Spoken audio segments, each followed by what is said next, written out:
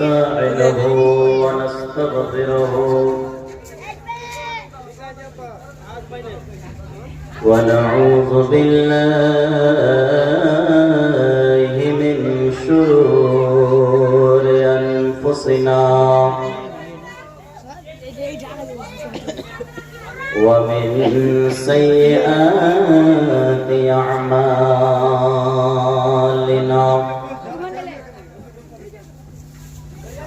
من يهده الله فلا مضل له ومن يضلل فلا هادي له وأشهد أن لا إله إلا الله وحده لا شريك له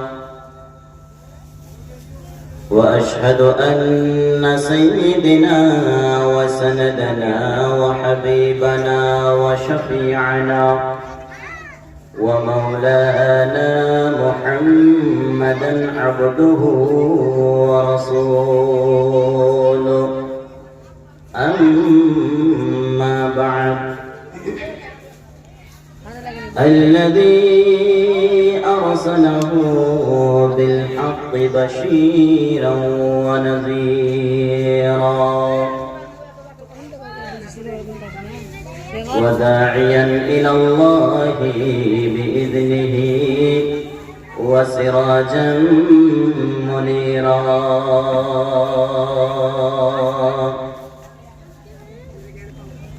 فقد قال الله تبارك وتعالى في كلامه المجيد وفرقانه الحميد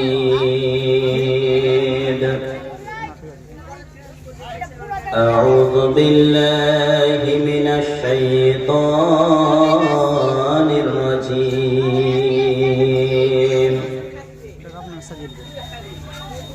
بسم الله الرحمن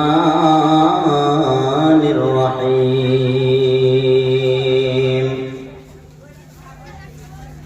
إنما يعمر مساجد الله من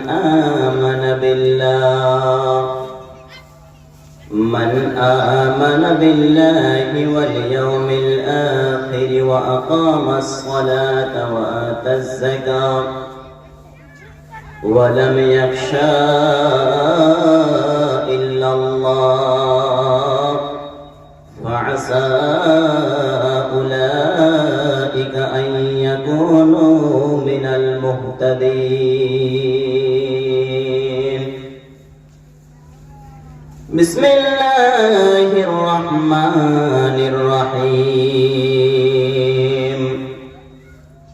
والذين اتخذوا مسجدا ضرارا وكفرا وتفريقا بين المؤمنين وإرصادا لمن حارب الله ورسوله من قبل وليحلفن إن أردنا إلا الحسنى والله يشهد إنهم لكاذبون لا تكن فيه أبدا لمسجد أسس على التقوى من أول يوم أحق أن تقوم فيه رجال يحبون أن يتطهروا والله يحب المتطهرين وقال النبي صلى الله تعالى عليه وسلم من بنى لله مسجدا بنى الله له بيتا في الجنة. Itu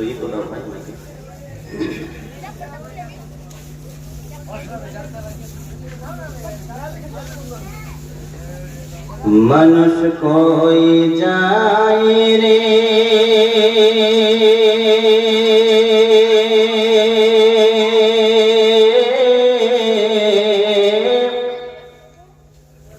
দুনিয়া ছাড়িয়া মসজিদের ওই পালকি আয়না দোলা দেয় সাজায়া তারে জনমের লাগিয়া মসজিদের ওই পালকি আয়না দোলা দেয় সাজায়া তারে জনমের লাগিয়া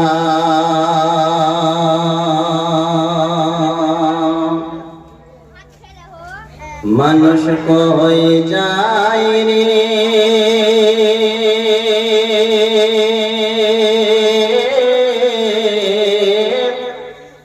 দুনিয়া ছাড়িয়া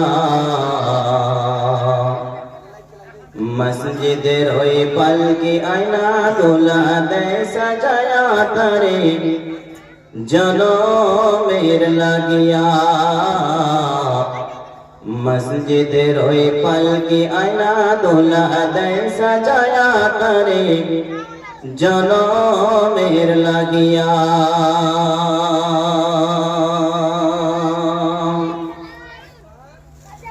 বাড়ি গাড়ি লাইগা তুমি করলা মারামারি বাড়ি গাড়ি লাইগা তুমি করলা মারামারি মামলা মোকদ্দমা করে খোয়াইলারি করি বাড়ি গাড়ি লাইগা তুমি করলা মারামারি মামলা মোকদ্দমা করে খোয়াইলারি করি একদিন তুমি চলে যাবে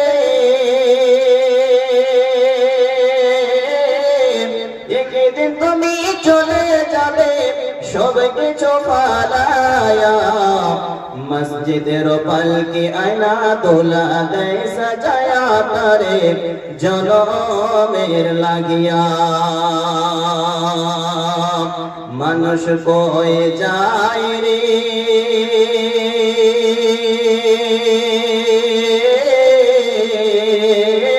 দুনিয়া ছাড়িয়া মসজিদের ওই পালকি আয়না দোলা দেয় সাজায়া তারে জনমের লাগিয়া মসজিদের ওই পালকি আয়না দোলা দেয় সাজায়া তারে জনমের লাগিয়া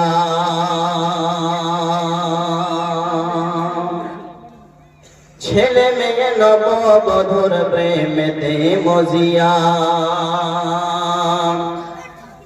ছেলে মেয়ে নববধূর প্রেমেতে মজিয়া নামাজ রোজা সব খোয়ালাম দুনিয়ায় আসিয়া ছেলে মেয়ে নববধূর প্রেমেতে মজিয়া নামাজ রোজা সব খোয়ালাম দুনিয়ায় আসিয়া সেই ছেলেরাই কৌশল দেবে সেই ছেলেরাই কৌশল দেবে মশারি টাঙ্গায়া মসজিদের পালকি আয়না দোলা দেয় সাজায়া তারে জনমের লাগিয়া মসজিদের ওই পালকি আয়না দোলা দেয় সাজায়া তারে জনমের লাগিয়া মানুষ কই যায় রে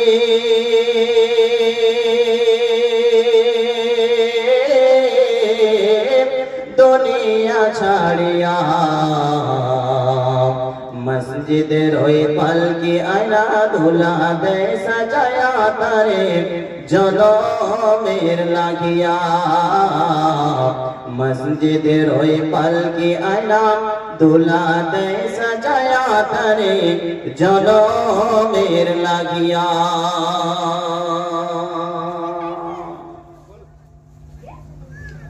শ্রদ্ধেয় সুযোগ্য সম্মানিত আজকের সবার সভাপতি সাহেব, মঞ্চে বসে থাকা উলেমায়ে দ্বীন, সামনে বসে থাকা আমার দিনদার ইমানদার কচি কাঁচা ভাই সকল, পর্দানাশী মা বোন ও বোনেরা, সর্বাগ্রে রব্বুল আলামিনের শুকর কৃতজ্ঞতা জ্ঞাপন করি যে আল্লাহ, যে মহান রব, যে স্রষ্টা আমাদেরকে আজকের জলসা মাহফিলে একত্রিত করেছেন। সেই আল্লাহর প্রশংসা করি, সকলে পড়ি আলহামদুলিল্লাহ। তারপরে পরে আমার আপনার নবী, দো জাহানের নবী, কুল কায়নাতের নবী, আকায়ে নামদার আহমদ মুস্তাফা মুহাম্মদ রাসূলুল্লাহ, সকলে পড়ুন সাল্লাল্লাহু তাআলা আলাইহি ওয়াসাল্লামের উপরে শত কোটি শান্তির ধারা দরুদ ও সালাম অবতীর্ণ হোক। আল্লাহুম্মা সাল্লি আলাইহি, আল্লাহুম্মা বারিক আলাইহি। সম্মানিত উপস্থিতি, আমি আপনাদের সম্মুখে কোরআনুল কারীম সূরাতুত তাওবা থেকে 18 নম্বর আয়াত এবং 107, 108 দুইটা আয়াত পরিবেশন করেছি। সহিহুল বুখারী থেকে 450 নম্বর একটা হাদিস পরিবেশন করেছি। হাদিস এবং কোরআনকে সামনে রেখে যতটুকু সময় আছে ইনশাআল্লাহ সময়ের মধ্যেই আমার বক্তৃতা ইতি করব। ওমা তাওফীক ইল্লা বিল্লাহ। বন্ধুগণ, আমরা হচ্ছে সকলেই মানুষ। পৃথিবীতে আল্লাহ তাবারক ওয়া তাআলা হাজার হাজার হাজার হাজার মাখলুকাত সৃষ্টি করেছেন। এর মধ্যে আমাদের সর্বশ্রেষ্ঠ করে তৈরি করেছেন, সবচাইতে অতি উত্তম করে, সবচাইতে ভালো করে, সবচাইতে সুন্দর করে আল্লাহ তৈরি করেছেন মানুষকে। পৃথিবীতে যত রকমের জিনিস আছে সব মানুষের জন্য। মানুষ সব ব্যবহার করবে। ভালো খাবারটা কে খাবে? মানুষ খাবে। ভালো পোশাক কে পরবে? মানুষ পরবে। মানুষ হচ্ছে আশরাফুল মাখলুকাত। আল্লাহ কোরআনুল কারীমে বলতে বলছেন, মানুষ যে আশরাফুল মাখলুকাত, মানুষ যে সুন্দর, মানুষ যে অতি উত্তম, এটা আল্লাহ তাবারক ওয়া তাআলা কোরআনে প্রমাণ করছেন। আল্লাহ পাক চারটা বিষয়ে কসম খেয়েছেন। প্রথমে আল্লাহ বলছেন ওয়াতিন, আমি তিনের কসম খেয়ে বলছি, ওয়াজাইতুন, এবং আমি জাইতুনের কসম খেয়ে বলছি, ওয়াতুরি সিনিন, এবং আমি তুর পাহাড়ের কসম খেয়ে বলছি, ওয়াহাদাল বালাদিল আমিন, মক্কা মদিনার কসম খেয়ে বলছি। আল্লাহ চারটা কসম খাওয়ার পরে বলছেন, লাকাদ খালাকনাল ইনসানা ফি আহসানি তাকওয়িম। আল্লাহ বলছেন মানুষ হচ্ছে সবচাইতে শ্রেষ্ঠ। মানুষের মতো করে কোন পৃথিবীকে, কোন পশু পাখিকে সৃষ্টি করানো হয়নি। মানুষ হচ্ছে আশরাফুল মাখলুকাত। তবে আমরা মানুষ হয়ে যদি মনুষ্যত্বতা বজায় রাখি তাহলে আমরা মানুষ। আজকে আপনাদের এলাকায়, আপনাদের গ্রামে মসজিদ কেন্দ্রিক জলসা।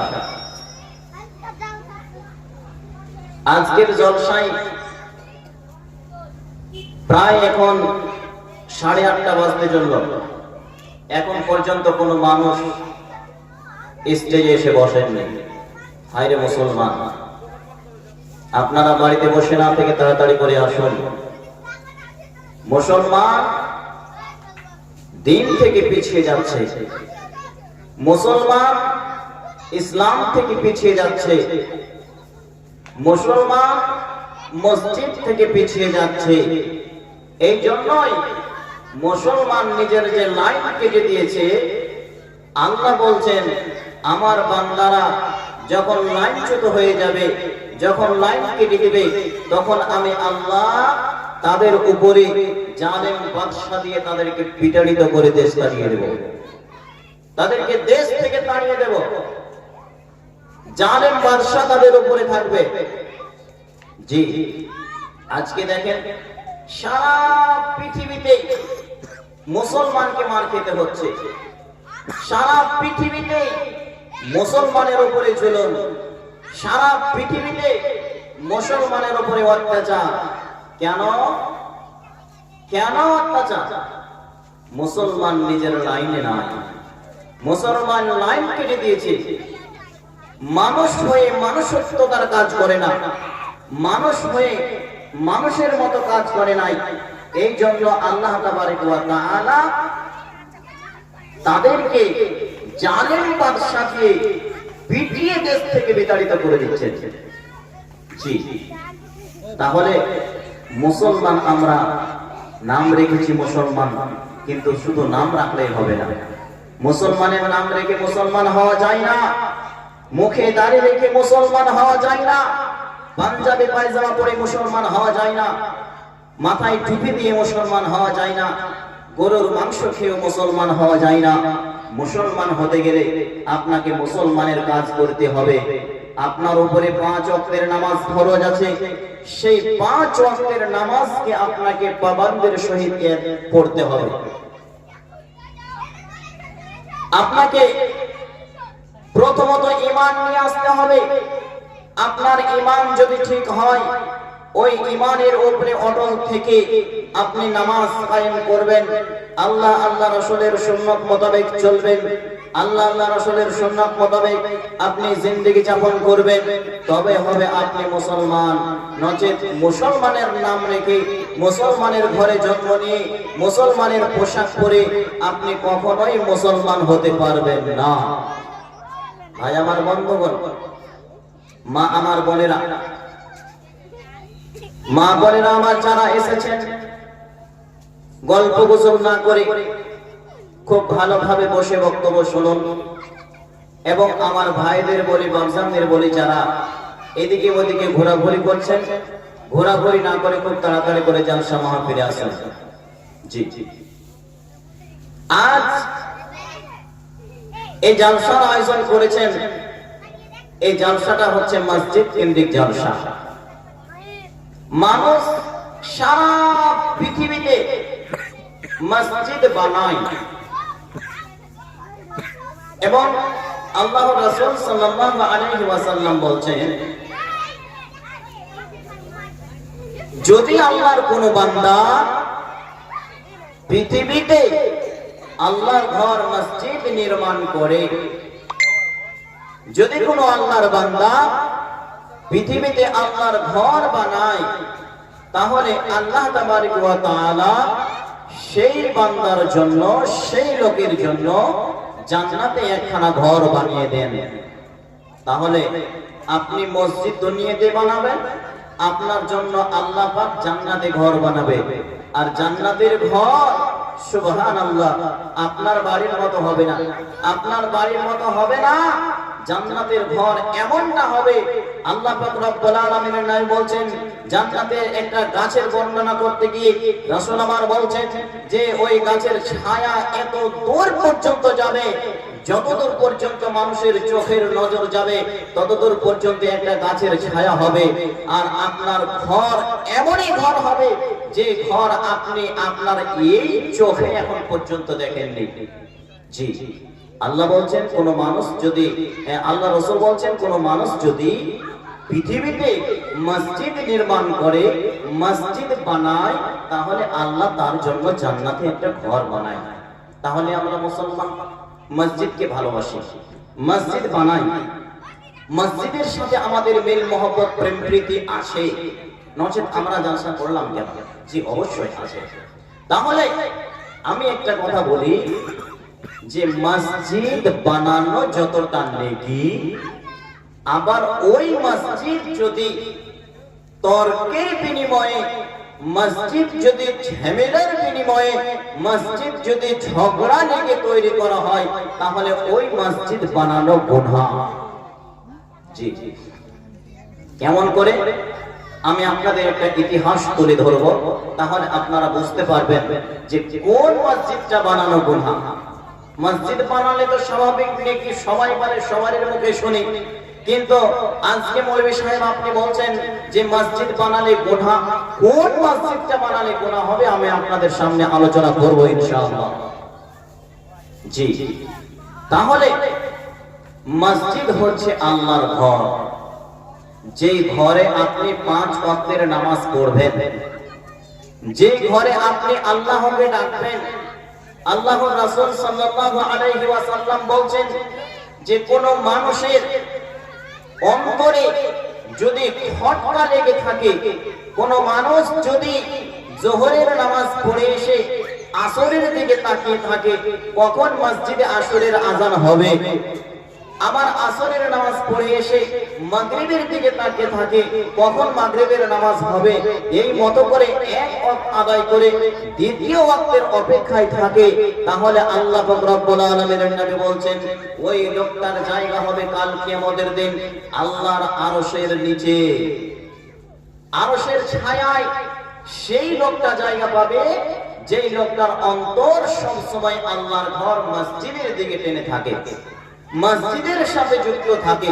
তাহলে আমার আপনার অন্তরকে মসজিদের সাথে লাগাতে হবে। মসজিদ বানাচ্ছেন, মাশাআল্লাহ খুব সুন্দর মসজিদ দেখলাম। এই মসজিদ যত বড় করে বানিয়েছেন, মসজিদ যত সুন্দর করেছেন, মসজিদ হিসেবে মসজিদের মুসল্লি নাই, নামাজি নাই। মুখে দাবি করছে মুসলমান, অথচ আমরা নামাজ পড়ি না। তাই আল্লাহ বলছেন কি, বিসমিল্লাহির রহমানির রহিম, ইয়া আইয়ুহাল্লাযীনা আমানু আমিনু বিল্লাহি ওয়া রাসূলিহি। আল্লাহ বলছেন হে আমার ঈমানদারগণ বান্দারা, যারা আমার প্রতি বিশ্বাস স্থাপন করেছো, যারা তোমরা আমাকে এক বলে স্বীকার করেছো, যারা তোমরা আমাকে এক বলে মেনে নিয়েছো, তাদেরকেই আল্লাহ বলছেন বান্দারে তোমরা শোনো, তোমরা আমার প্রতি ঈমান নিয়ে আসো।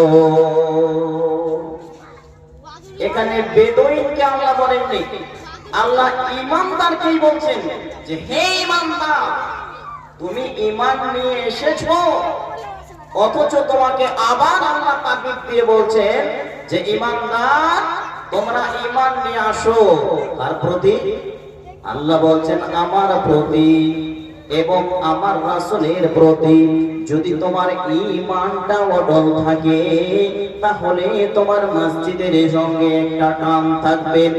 আর রাসূল বলছেন যদি তোমার দিলের অন্তরের টান মসজিদের দিকে চলে যায়, ওই মসজিদের সঙ্গে যদি তুমি প্রেম প্রীতি ভালোবাসা রাখতে পারো, তাহলে নবী বলছেন কাল কিয়ামতের দিন আল্লাহর আরশের নিচে আপনার স্থান হবে। এই মসজিদের সঙ্গে যে আপনার দিলটা জড়ে আছে, এই জন্য সে কাল কিয়ামতের দিন আরশের নিচে জায়গা পাবেন। সেই সময় সারা পৃথিবীতে কোন গাছের ছায়া থাকবে না, কোন পাথরের ছায়া থাকবে না, পাহাড়ের ছায়া থাকবে না, কোন কিছুর ছায়া থাকবে না। সেই দিন শুধু আরশের ছায়া রবে। আর ওর আরশের ছায়ার নিচে যে মানুষটা, যে লোকটা, যে আল্লাহর বান্দাটা এই মসজিদের সঙ্গে অন্তরকে জড়িয়ে রাখবে, আল্লাহ বলছেন বান্দারে ওই মসজিদের সঙ্গে তার দিলকে জড়িয়ে রাখার কারণে ওই লোকটা আরশের নিচে জায়গা পাবে। আরশের নিচে কি হবে? জায়গা পাবে। তাহলে মসজিদ আপনি নির্মাণ করবেন, আপনার নেকি আছে। মসজিদ বানাবেন, রাসূল বলছেন পৃথিবীতে কোন মানুষ যদি মসজিদ নির্মাণ করে, মসজিদ বানায়, আল্লাহ তার জন্য জান্নাতে একটা ঘর বানায়। তাহলে আপনি মনে করবেন যে আপনি আপনার গ্রামের মসজিদ তৈরি করছেন, কিন্তু না, আপনার নিজের ঘর আপনি নিজেই বানিয়ে নিচ্ছেন জান্নাতে। জি, এই জন্য আপনাকে মসজিদের দিকে এগিয়ে আসতে হবে, মসজিদের সঙ্গে প্রেম প্রীতি ভালোবাসা রাখতে হবে। রাসূলের জামানায় বন্ধুরে আমি আপনাদের সম্মুখে একটা ইতিহাস তুলে ধরি, তাহলে বুঝতে পারবেন। কিছুক্ষণ আগে আমি বললাম মসজিদ বানানো নাকি এবং মসজিদ বানানো গুনাহ, তাহলে কোন মসজিদ বানানো গুনাহ, কেমন করে মসজিদ বানালে গুনাহ হবে, আমি এটা আলোচনা করব ইনশাআল্লাহ। রাসূল আমার বলছেন সারা পৃথিবীতে নয়, মক্কার জমিনে যখন আল্লাহ রাসূলের দুশমন আরম্ভ করলো, কাফিররা হচ্ছে আল্লাহ রাসূলের দুশমন, বেদুইনেরা হচ্ছে আল্লাহ রাসূলের দুশমন, যারা মুশরিক তারা হচ্ছে আল্লাহ রাসূলের দুশমন, এবং কাফিররা হচ্ছে আল্লাহ রাসূলের দুশমন, এবং নবী আমার বলছেন যে মুনাফিক হচ্ছে আমার দুশমন। মক্কার জমিনে আল্লাহ রাসূলের তিন রকমের দুশমন, একটা হচ্ছে মুশরিক, একটা হচ্ছে কাফের, আর তৃতীয়টা হচ্ছে মুনাফিক। নবী আমার বলছেন যে কাফিরদের অত্যাচার সহ্য করা যায়, মুশরিকদের অত্যাচার সহ্য করা যায়, কিন্তু যারা মুনাফিক, এই মুনাফিকের জ্বালা যন্ত্রণা সহ্য করা যায় না। মুনাফিক মানে জানেন? মুনাফিক মানে হচ্ছে যে আপনার সাথে মিলে থাকবে, আপনার সঙ্গে থাকবে, আপনার কথা মতো চলবে, আপনার এমন করে আপনার সাথে মিশে থাকবে যে আপনি ভাবতেই পারবেন না যে আপনার বিরোধিতা করছে, আপনার সাথে মিশে মিশে থাকবে এবং অপর জায়গায় গিয়ে আপনার বদনাম গাইবে। এ হচ্ছে মুনাফিক। বন্ধুরে আমার, দয়ার নবী আমার নিজের জন্মভূমি ছেড়ে মদিনার দিকে পাড়ি দিলেন, মদিনায় চলে আসলেন। মক্কার জমিনে কাফির মুশরিকদের জ্বালা যন্ত্রণা সহ্য করতে না পেরে নবীজি আমার মদিনার দিকে চলে আসলেন। মদিনায় যেমনি এসেছে, মদিনার আনসারীরা আল্লাহ রাসূলকে স্বাগতম জানাতে আরম্ভ করেছেন, আল্লাহ রাসূলের সঙ্গে প্রেম প্রীতি ভালোবাসা আরম্ভ করেছেন, রাসূলের কথা মতো চলছেন, রাসূলকে প্রেম প্রীতি ভালোবাসা আদর্শে যত্ন করে নিয়ে আছেন। ইতিমধ্যে ওই মদিনাতেই থাকনে ওয়ালা একজন বেদুইন মুনাফিক, সে নাম হচ্ছে আব্দুল্লাহ বিন খুলাইল। সেই লোকটা হলো কি বড় একজন বেদুইন মুনাফিক। এই মুনাফিক লোকটি তার দলবলকে নিয়ে রাসূলুল্লাহ সাল্লাল্লাহু আলাইহি ওয়াসাল্লামের সঙ্গে মুনাফিকি করার জন্য তার নিজের সৈন্য সামন্তকে একত্রিত করে বসিয়ে নিলেন, এক জায়গায় ডেকে নিলেন। ডাকার পরে ওই লোকটা বলছেন, এ আমার সৈন্য সামন্ত, আমার দলের লোকেরা, তোমরা শোনো রে, এই যে মক্কার জমিনে এমনই একটা লোক এসে পড়েছে, এই মক্কা থেকে মদিনায় এমনই একজন আল্লাহর বান্দা চলে এসেছে। ও আসার পরে পরে আমাদের মান ইজ্জত সব নষ্ট হয়ে গেছে, আমার কথা মতো লোকেরা চলে না, আমার কথা মতো লোকেরা উঠবাস করে না, আমার সঙ্গে প্রেম প্রীতি ভালোবাসা রাখে না। সেই লোকেরা আল্লাহ রাসূলের দিকে ফিরে যাচ্ছে, আমরা তাকে এখান থেকে কি করে বিতাড়িত করব, আমরা একটা পরামর্শ করি। সেই জায়গায় ওই মুনাফিকদের লিডার তার দলবলকে নিয়ে বসে একটা মিটিং আরম্ভ করলো। মিটিং এ কি আলোচনা হচ্ছে যে আরে মক্কা থেকে একটা লোক এসে, আর সেই লোকটা মদিনায় ঢুকেছে, আর মদিনাতে এসে মানুষ কিন্তু সেই লোকের সঙ্গে ভালোবাসা প্রেম প্রীতি করছে, মানুষ আমাদেরকে ভুলে যাচ্ছে, আমার কথা মতো চলে না। তাহলে সেই লোকটাকে কিন্তু দেশ থেকে বিতাড়িত না করতে গেলে আমাদের কিন্তু মান সম্মান থাকবে না। এখন কি করে বিতাড়িত করবে, কি করে তাকে মারবে? মক্কার জমিনে ওই মুনাফিকেরা সুন্দর করে একটা আলোচনা করতে আরম্ভ করলো। আর ওই আলোচনার মধ্যে সবচাইতে বড় মুনাফিক এবার বলছেন, এই আমার দলের লোকেরা, তোমরা শোনো, সর্বপ্রথমে তোমরা যাও যাও যাও, এই মক্কা থেকে যে লোকটা এসেছে ওই মক্কার জমিনে তোমরা যাও, আর সেখানে গিয়ে দেখো যে তার দল বল কেমন আছে, তার বংশ বুনিয়াদ কেমন আছে, তার সঙ্গে তার পিছনে লোকজন কেমন আছে, এই মনে করে সেই মুনাফিকদের লিডার দুইজন লোককে মক্কার জমিনে পাঠিয়ে দিলেন। নবী গো কোন বাতে সে গেলেন চলিয়া, নবী গো কোন বাতে সে গেলেন চলিয়া, আমরা তোমার জন্য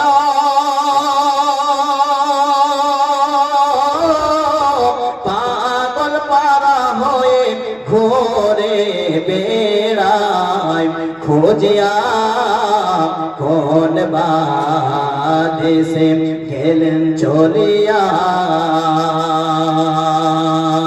নবী গো কোন বাদেশে রইলেন ঘুমায়া। বন্ধুরে আমার, ওই মুনাফিকের লিডার দুইজনকে পাঠিয়ে দিলেন মক্কার জমিনে, যাও যাও তোমরা তাড়াতাড়ি করে গিয়ে ওই মক্কার জমিনে তার বংশ বুনিয়াদের কাছে জেনে নাও, তার বংশ বুনিয়াদে কেমন, তাকে ভালোবাসে, তার পিছনে কতটা লোক তার সঙ্গে মেল মহব্বত ভালোবাসা রেখেছে। এই দুইজন যেমনই মক্কার জমিনে এসেছে, আর মক্কার জমিনে এসে আর তার বংশ বুনিয়াদ কাকে পাবে, সর্বপ্রথমে আবু জেহেলের সঙ্গে দেখা হলো। আবু জেহেলকে যেমনি বলেছেন, আবু জেহেল বলছেন, ও আমার লোকের দলেরা তোমরা শোনো শোনো শোনো, ওই যে ওই লোকটা মদিনায় চলে গেছে, নবী মদিনায় চলে গেছে, আমাদের ভয়ে আমাদের জ্বালা যন্ত্রণা সহ্য করতে না পেরে সে মক্কা ছেড়ে মদিনায় পালিয়ে গেছে, রাতের অন্ধকারে গিয়েছে, আমরা কেউ জানি না।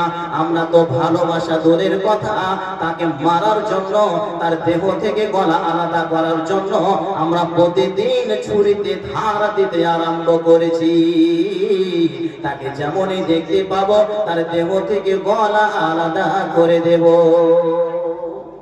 এখন এরা মনে মনে ভাবছে যে তাহলে তো পার্টি পেয়ে গেছি, হ্যাঁ, যে মদিনাতে তো আমরা দুশমনি করবই, আর মক্কার জমিনে যে আসলাম তো তার নিজেরই লোক তার পক্ষে নাই।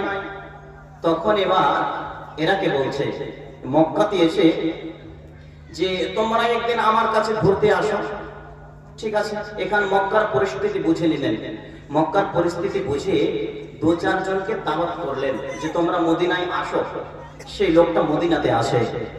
এবার মদিনায় যখন চলে আসলেন, মদিনাতে এসে ওই মুনাফিকদের দলেরা আবার মিটিং বসিয়ে দিল। মিটিং বসে মিটিং এর মধ্যে আলোচনা করে আল্লাহ রাসূলকে কিভাবে মারা যাবে, মারা যাবে, মারা যাবে, কিভাবে মারতে হবে। কেউ বলে তার দেহ থেকে গলা আলাদা করে দিতে হবে, কেউ বলছে না না এখন সেটা প্রকাশ করানো যাবে না। ওই মুনাফিকের দলেরা যখন দিনের বেলা হয় আল্লাহ রাসূলের সামনে গিয়ে মোলাকাত করে, আল্লাহ রাসূলের সাথে কথা বলে, আল্লাহ রাসূলের সাথেই চলে, আল্লাহ রাসূলের সঙ্গেই নামাজ আদায় করে। আর নামাজ আদায়ের পরে পরে এবার যখন তাদের দলের মধ্যে ঢুকে পড়ে, আর তাদের দলের মধ্যে ঢুকে আল্লাহ রাসূলের বিরোধিতা করে, তাই নবী বলছেন যে আমি কাফেরদের জ্বালা যন্ত্রণা সহ্য করেছি, আমি মুশরিকদের জ্বালা যন্ত্রণা কষ্ট সহ্য করেছি, কিন্তু আমি মুনাফিকের মতো কষ্ট কোনোদিন পাইনি। তাই আল্লাহ বলছেন বান্দা শোনো, ইন্নাল মুনাফিকিনা ফিদ-দারকিল আসফালি মিনান নার, মুনাফিকের জায়গা হবে জাহান্নামের তলাখানায়। যারা মুনাফিকি করবে, যারা আল্লাহ আল্লাহ রাসূলের সঙ্গে মুনাফিকি করবে, এরা তো জাহান্নামে যাবে যাবে, কিন্তু এদের জায়গা এদের স্থান হবে জাহান্নামের তলাখানা। জাহান্নামের সব নিচে হবে মুনাফিকের জায়গা। এবার এরা সব আলোচনা করছে কি করে রাসূলকে মারা হবে, কেমন করে তাকে মারবো, এই আলোচনা করতে করতে করতে করতে ওই যে মুনাফিকদের লিডার এবার বলছেন যে আমার দলের লোকেরা তোমরা শোনো শোনো শোনো, এমন করে একটা ফাঁদ করে যে আল্লাহ রাসূল ওই ফাঁদের মধ্যে পড়ে যাবে আর তাকে সেখানে দেহ থেকে গলাদা আলা করে দেব। কি ফাঁদ আপনি মুনাফিকের লিডার মক্কার জমিনে যেখানে দুইজন লোককে পাঠিয়েছিলেন, দুইজন লোককে যেখানে পাঠিয়েছিলেন সেখান থেকে লোককে দাওয়াত করে মদিনায় ডেকে নিলেন, আর মদিনায় ডেকে ওই মদিনার মুনাফিকদেরকে সঙ্গে করে নিয়ে একটা মসজিদ নির্মাণ করলেন। ওই ছোট্ট করে একটা মসজিদ বানালেন, কারণ মক্কা থেকে ওই লোকেরা যে আসবে কার বাড়িতে থাকবে, রাসূলকে মারার জন্য তারা মদিনাতে আসবে, আর মদিনাতে এসে যদি কাউরের বাড়িতে থেকে রাসূলকে মেরে দেয় তাহলে ওই বাড়িওয়ালা দোষী হয়ে যাবে।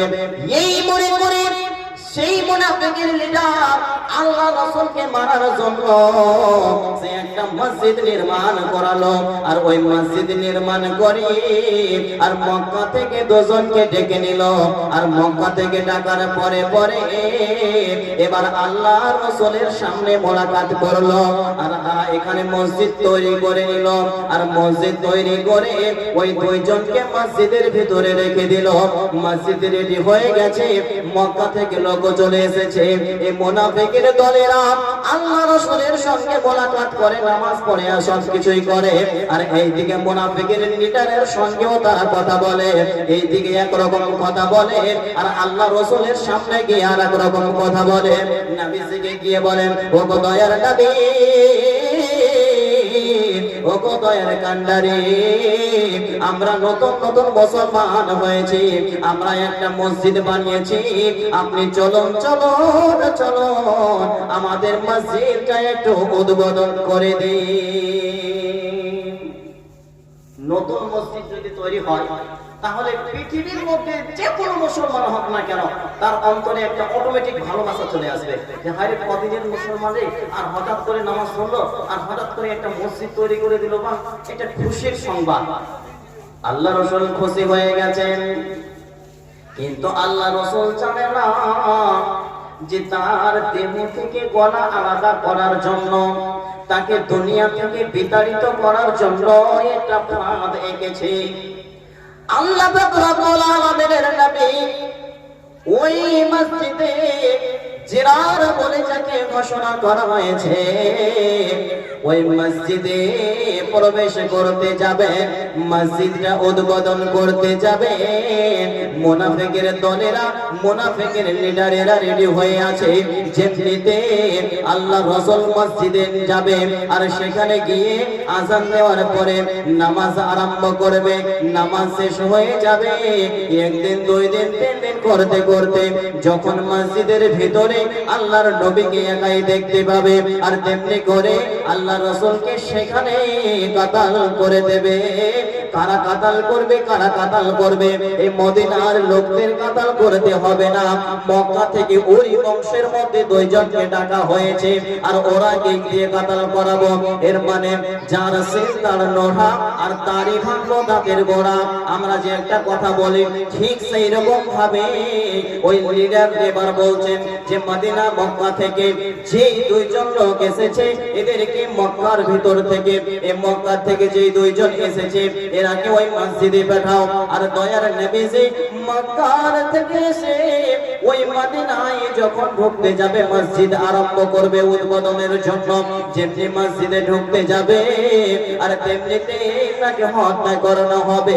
কিন্তু আল্লাহ রাসূলকে ওই মুনাফিকের দলেরা এসে বলছেন, নবী গো আপনি বের হন, আমাদের মসজিদে চলুন, সুন্দর করে আমরা একটা নতুন মসজিদ করেছি, আপনি রেডি হয়ে যান, ওই মসজিদটা আমাদের একটু উদ্বোধন করে দিন।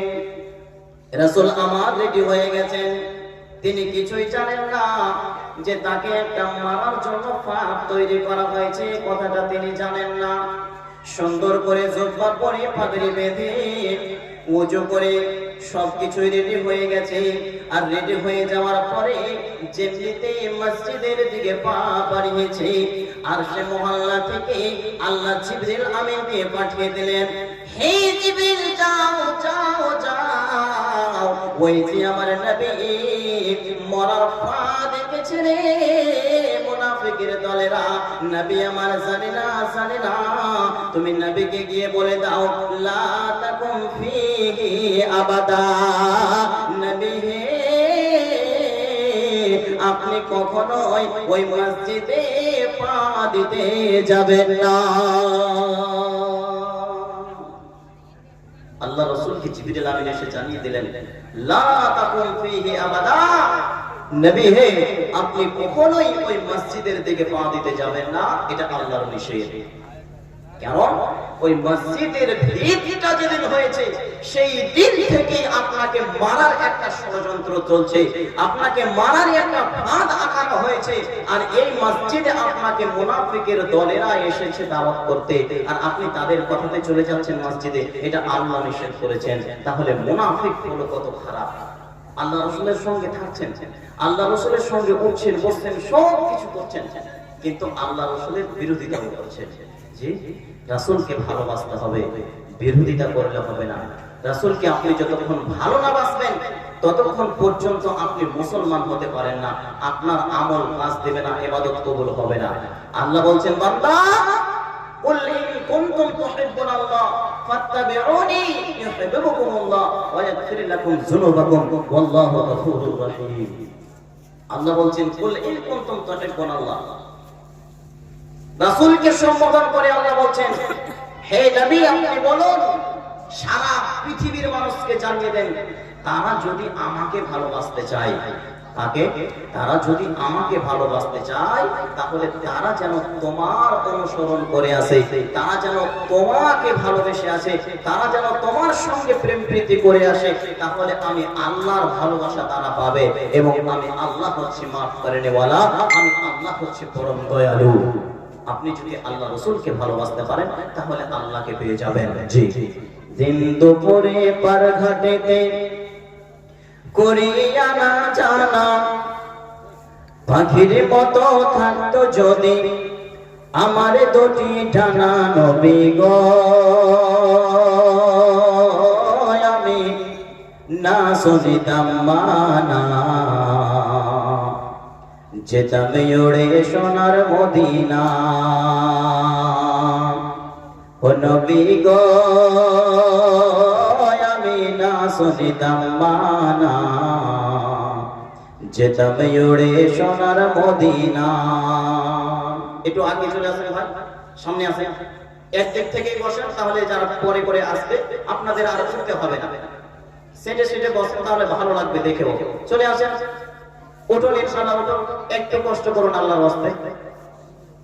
দিন দুপুরে পার ঘাটেতে করিয়া না জানা, পাখির মতো থাকতো যদি আমার দুটি ডানা, নবী গো ও আমি না শুনিতাম মানা, যেতাম উড়ে সোনার মদিনা, নবী গো ও আমি না শুনিতাম মানা, যেতাম উড়ে সোনার মদিনা। আরে ও প্রাণের নবী গো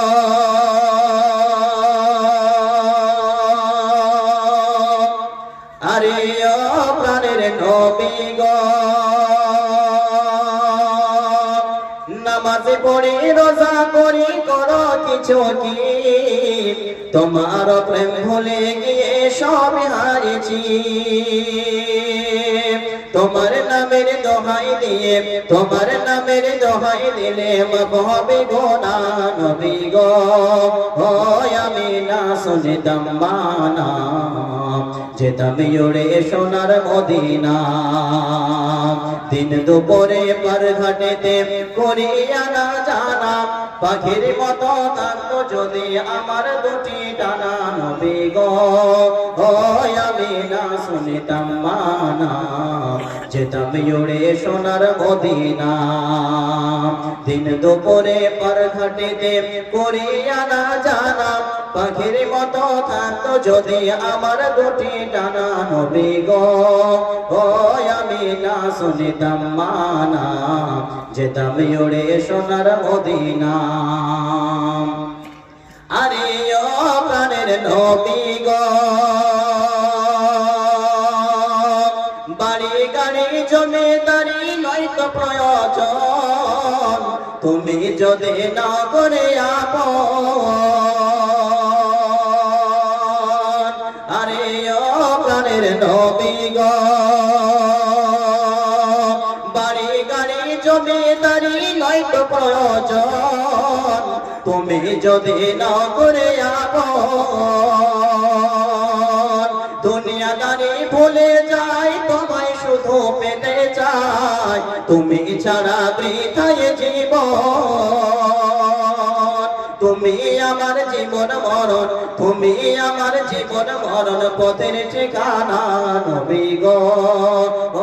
আমি না শুনিতাম মানা, যেতাম উড়ে সোনার মদিনা। দিন দুপুরে পার ঘাটেতে করিয়া না জানা, পাখির মতো থাকতো যদি আমার দুটি ডানা নবী গো।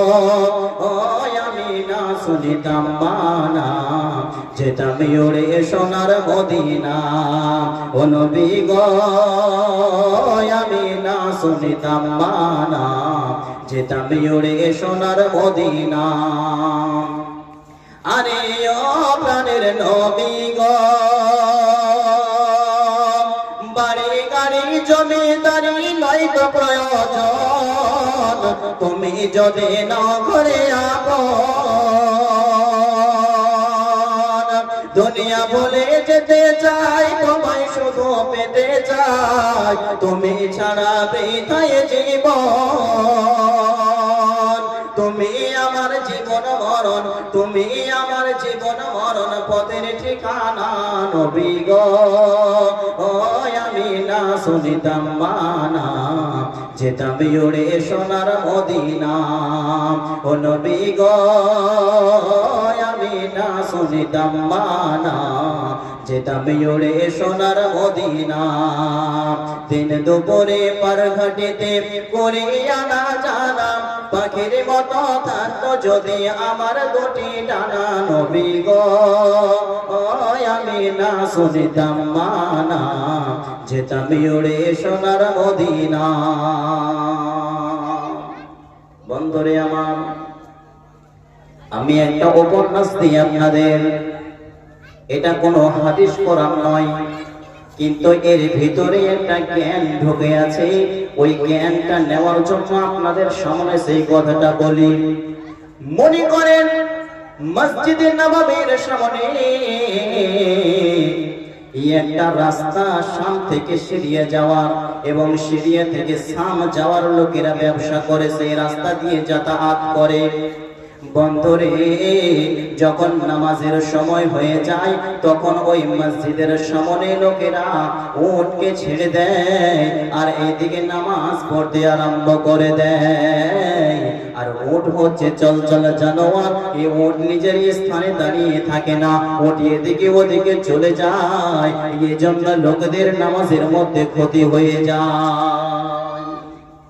এটা কিন্তু হাদিস কোরআন নয়, এটা একটা উপন্যাস, মানে এর ভিতরে বিশাল একটা জ্ঞান আছে। এই যে আমরা মসজিদ নিয়ে অনেক জায়গাতে কিন্তু তর্ক হয়। মসজিদের ভিতরে নামাজ শুরু করলো, কেউ এসে হুট করে লাইটটা বন্ধ করে দিল। আবার মসজিদে কেউ নামাজ পড়ছে, ফ্যান চালু করে রেখেছে, আবার কেউ এসে হুট করে ফ্যানটা বন্ধ করে দিল। হয় না এরকম? হয়। আর এইটাকে কেন্দ্র করে মসজিদে ঝামেলা সৃষ্টি হয়ে যায়। ওর কথাতে দুই একটা কথা হলো, আর কথা বাড়াবাড়ি করে তখন ঝামেলা হয়ে গেল, ঝগড়া লেগে গেল। কিন্তু আল্লাহ রসুলের জামানায় কি এমনটা হতো? কেমন হতো আল্লাহ রসুলের জামানায় শুনেন। মনে করেন মসজিদে নববী, ওর সামনে একটা রাস্তা, আর মসজিদের সামনে মেন গেটের সামনে একটা লোক করেছে কি, খুঁটা গেড়ে দিয়েছে। কি করেছে? খুঁটা গেড়ে দিয়েছে। আপনাদের এই যে মসজিদে নামাজ পড়লাম, এর মেন গেটের সামনে যদি খুঁটা গেড়ে দেয় তো খারাপ লাগবে না ভালো লাগবে? খারাপ লাগবে। খারাপ লাগবে না? খারাপ লাগবে। কেন?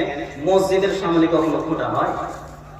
মসজিদের সামনে খুঁটা গাড়লে তো যারা বয়স্ক লোক আছে এমনিতে উঠরা খেয়ে পড়ে যাবে, পড়বে না? পড়ে যাবে। তো খুঁটা গাড়াটা কি ঠিক না বেঠিক? বেঠিক, ঠিক না।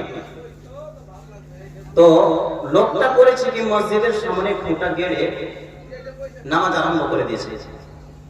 যেমনি নামাজ শুরু করেছে আর এক রাকাত নামাজ হয়েছে, পিছন থেকে এসে আরেকজন বলছে, মসজিদের গেটের সামনে কি এরকম করে খুঁটা গেড়েছে রে? কাণ্ড নাই, জ্ঞান নাই, কি ব্যাপার? খুঁটাটাকে উপরে আর দিলে পাক মেরে চালিয়ে ফেলে দিলে। এখন এই যে খুঁটা গেড়ে নামাজ শুরু করেছে, এই বলছে, আরে খুঁটাটা কত কষ্ট করে গাড়লাম, মাটিটা শক্ত হয়েছিল, কত কষ্ট হলো গাড়তে, আর উপরে ফেলে দিলে ঠিক আছে, ওকে দেখছি। এই কথা বলে কিন্তু মনে মনে বলে এই এক রাকাত নামাজ কমপ্লিট করতে করতে ওইদিকে ও নামাজ শুরু করে দিয়েছে, ওরে এক রাকাত হয়ে গেছে। এবার এই নামাজ শেষ করে বলছে যে আমি এত কষ্ট করে খুঁটা গাড়লাম আর আমার খুঁটাটাকে টেনে ফেলে দিলে, ঠিক আছে ওর নামাজ সালাম ফেরা হোক, ওকেই দেখবো। দুজনের মধ্যে কি হলো? একটা ঝামেলা হয়ে গেল। বন্ধুরে, দুজনের মধ্যে যখন তর্ক বিতর্ক হলো, এই তর্ক করছেন, ইতিমধ্যে নবী আমার মসজিদে আসলেন।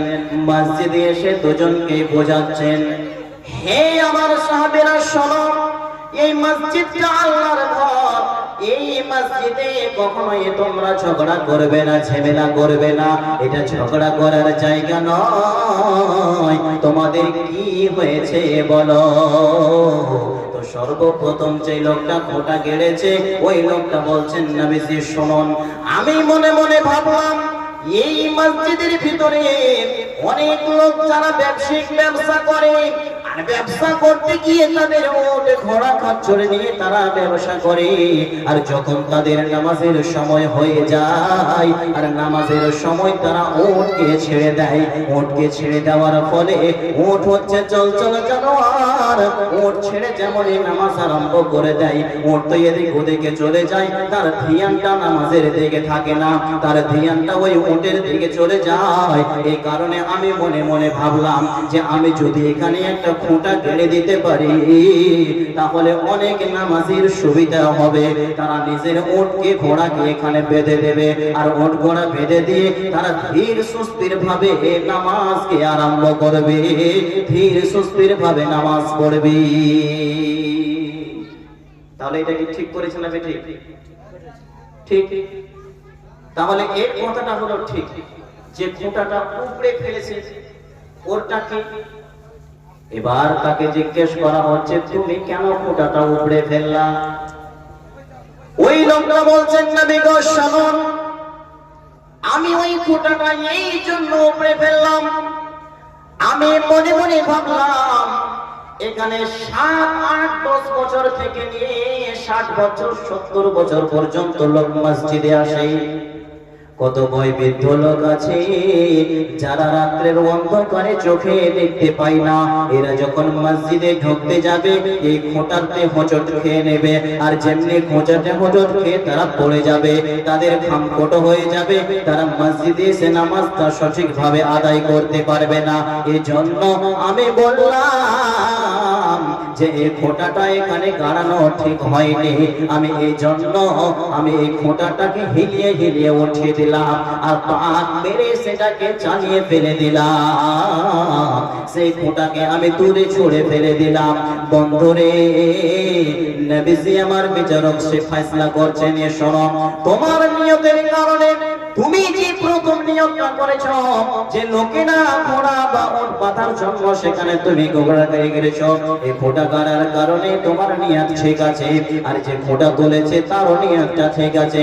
এই নিয়তের কারণে তোমরা দুজনে হবে জান্নাতি, তোমরা দুজনেই হবে জান্নাতি। নিয়ত ঠিক আছে, এই জন্য কি হবে? দুজনেই জান্নাতি। তাহলে মসজিদ হচ্ছে কার ঘর? মসজিদ হচ্ছে আল্লাহর ঘর। এখন মসজিদকে রক্ষণাবেক্ষণ কে করবে? মসজিদকে আবাদ কে করবে? মসজিদ তো নির্মাণ হলো, আবাদ করনে वाला, মসজিদকে রক্ষণাবেক্ষণ করনে वाला একজন অবশ্যই দরকার। তো সে কে হবে? আল্লাহ বলছেন সূরাত তাওবা আয়াত নম্বর 18, ইন্নামা ইয়ামুরু মাসাজিদাল্লাহি মান আমানা বিল্লাহ ওয়াল ইয়াউমিল আখির ওয়া আকামাস সালাতা ওয়া আতাজ যাকাতা ওয়া লাম ইয়াখশা ইল্লাল্লাহ ফাআসা উলাইকা আন ইয়াকুনু মিনাল মুহতাদিন। মসজিদের ওই শোনরে আজান,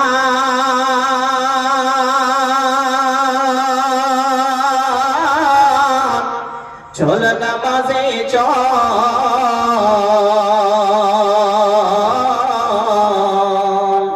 দুঃখে পাবে সান্ত্বনা তুই, বকে পাবি বল রে, চল নামাজে চল, চল নামাজে চল। মসজিদের ওই শোনরে আজান,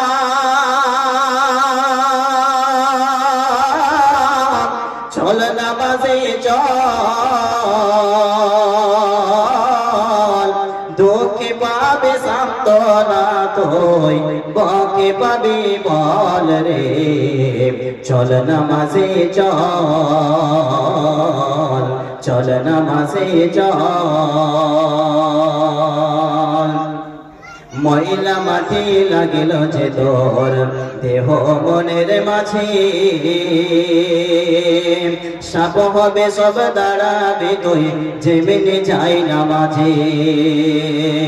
ময়লা মাটি লাগিল যে তোর দেহ মনের মাঝে, সাপ হবে সব দাঁড়াবে তুই যেমনি যাই নামাজে। রোজগারে তুই করবি যদি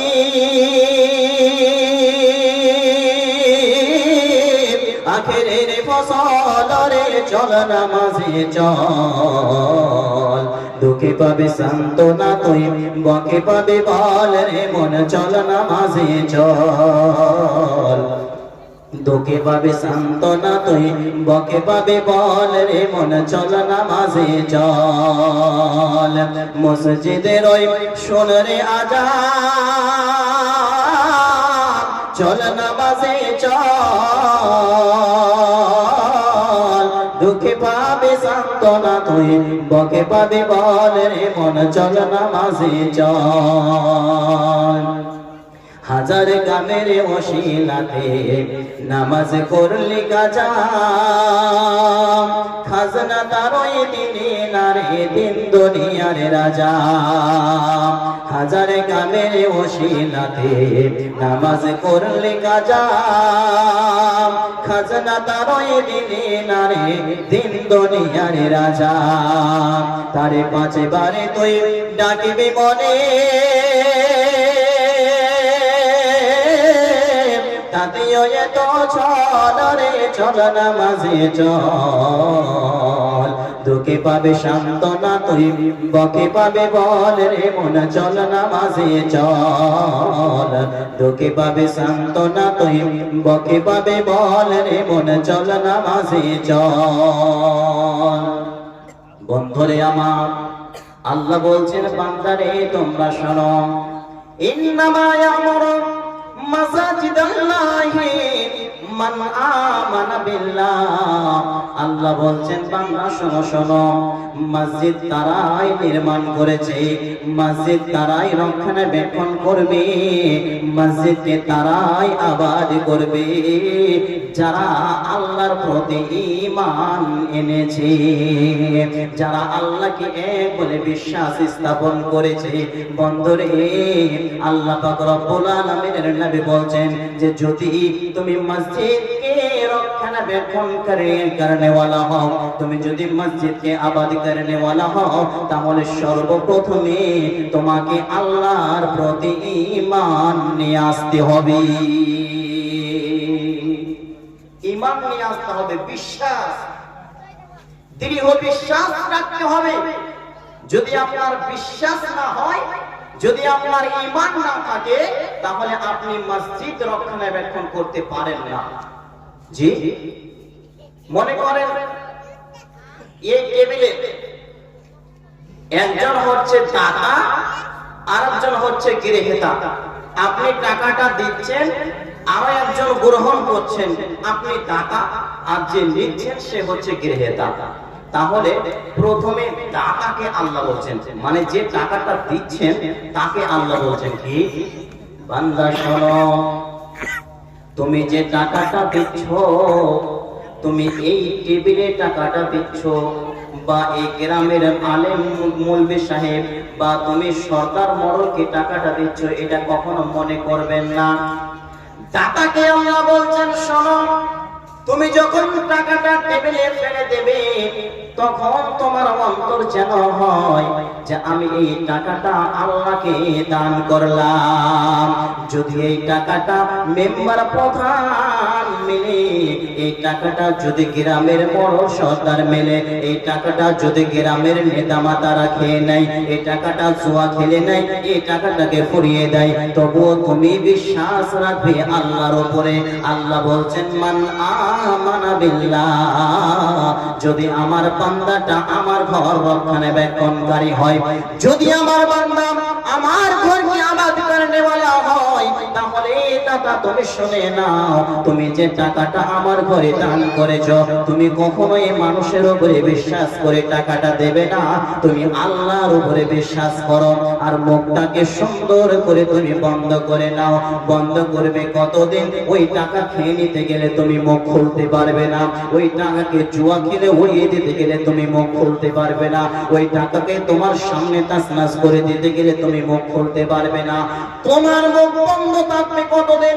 আল্লাহ বলছেন বান্দা ওয়াল ইয়াউমিল আখির, কিয়ামত পর্যন্ত তোমার মুখকে বন্ধ করে নাও। আর যেদিন তুমি কিয়ামতের দিন দাঁড়াবে, সেই দিন আমি আল্লাহর কাছে ওই টাকাটার হিসাব তুমি নিয়ে নেবে। আমাকে বলবে আল্লাহ, আমি যে মসজিদে বাসারত টোলা গ্রামে আমি 500 টাকা দান করেছিলাম, ওই 500 টাকার দানের বিনিময়ে আপনাকে দেন। আল্লাহ বলছেন বান্দা শোন শোন শোন, ওই টাকাটা যদিও কে খেয়ে নেয়, যে খেয়ে নেবে তাকে একটা ফাঁসি ছিলার মতো করেছিলে, আমি তোমার প্রতিশোধ করিয়ে দেব, তোমাকে দিয়ে দেব। তোমার টাকা, এই টাকার বিনিময় তুমি আমার কাছে বুঝে নেবে। কে বলছেন? আল্লাহ বলছেন। এই জন্য আল্লাহ বলছেন যারা মসজিদ রক্ষণাবেক্ষণকারী হবে, যারা মসজিদ নির্মাণকারী, যারা মসজিদকে আবাদ করে নেওয়ালা হবে, এরাকে সর্বপ্রথমে ঈমান নিয়ে আসতে হবে। কার উপরে? আল্লাহর উপরে। আল্লাহর উপরে বিশ্বাস রাখতে হবে। আর যারা গৃহীতা, যারা গ্রহণ করলো, বন্ধরে এই টাকাটা গ্রহণ করা অত সহজ নয়, এই টাকাটাকে নেওয়াটা অত সহজ নয়। এই টাকাটা হচ্ছে মানুষের হক, এই টাকাটা সবাই জমা করে রাখতে পারে না। এই টাকা যখন আপনার পকেটে থাকবে, তখন গ্রামের জংলা ছড়লো, এই গ্রামের অনেক খারাপ লোকেরা তারা পটপট পটপট করে কথা লাগাতে থাকবে। কেউ বলবে টাকা খেয়ে নিয়েছে, কেউ বলবে টাকা মেরে নিয়েছে, কেউ বলবে টাকায় নিজের বাড়ি করেছে, ঘর করেছে, সবকিছু করেছে। আল্লাহ বলছেন বান্দারে, তোমাকে লোকেরা পছন্দ করে যখন গ্রামের সর্দার করেছে, তুমি ওই লোকদের কথার উপরে তুমি সর্দারি ফেলে দিও না। আমার ঘরের জিম্মা থেকে বঞ্চিত হয়ে যেও না, আমার ঘরের টাকাকে তুমি ছুঁড়ে ফেলে দিও না।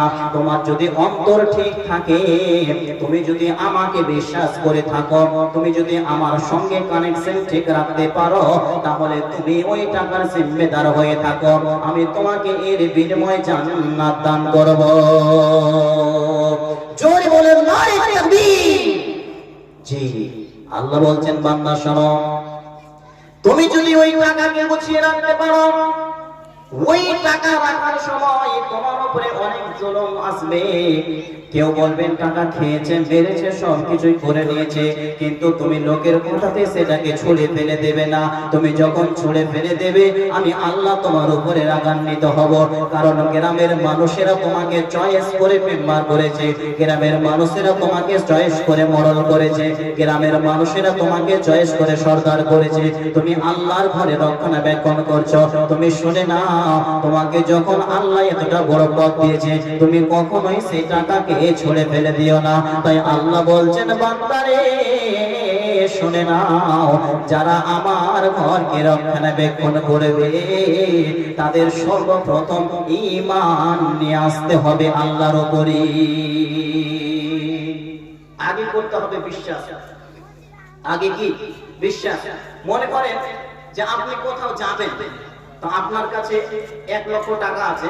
এখন আপনি মনে মনে ভাবছেন যে আমার টাকাটা আমি যে অমুক জায়গাতে যাব, ধরেন যে আপনি হজ করতে যাবেন, তো সেখানে গিয়ে আপনি ভাবছেন যে আমার 1 লক্ষ টাকা এখন যদি ছেলে পেলেকে দিয়ে চলে যায়, তো খোদা না খাস্তা আমি যদি ঘুরে আসি, সেখানে মরে না যায়, তাহলে তো আমি তো আর সেই টাকাটা ফিরে পাবো না।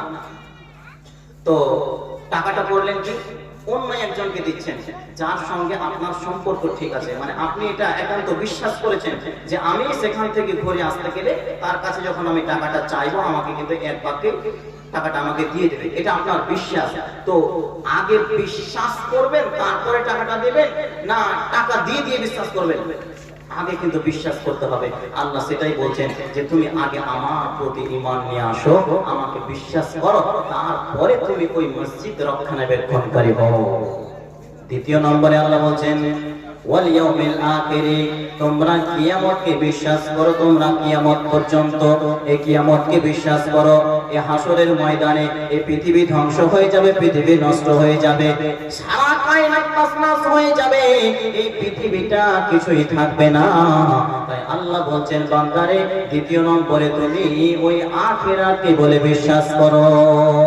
ওয়া আকামাস সালাতা, এবং তুমি সালাত কায়েম করো। ওয়া আতাজ যাকাতা, এবং তুমি যাকাত প্রদান করো। ওয়া লাম ইয়াখশা ইল্লাল্লাহ, আর তুমি আল্লাহ ছাড়া কাউকে ভয় করবে না। যে মানুষের ভিতরে এই 5খানা গুণ থাকবে বন্ধুরে, আল্লাহ বলছেন ওই মানুষটাই, ওই লোকটাই হবে আমার ঘর রক্ষণাবেক্ষণকারী। আল্লাহ বলছেন যারা এই 5খানা গুণে গুণান্বিত হবে, যাদের ভিতরে এই 5খানা গুণ থাকবে, তারাই হবে হিদায়াত প্রাপ্ত লোক, আর এরাই হবে আমার ঘর মসজিদকে রক্ষণাবেক্ষণ করেনেওয়ালা, আমার ঘর মসজিদকে আবাদ করেনেওয়ালা। ভাই আমার বন্ধুগণ, মা আমার বোনেরা, আমি এখান থেকে আমার বক্তব্য ইতি করলাম।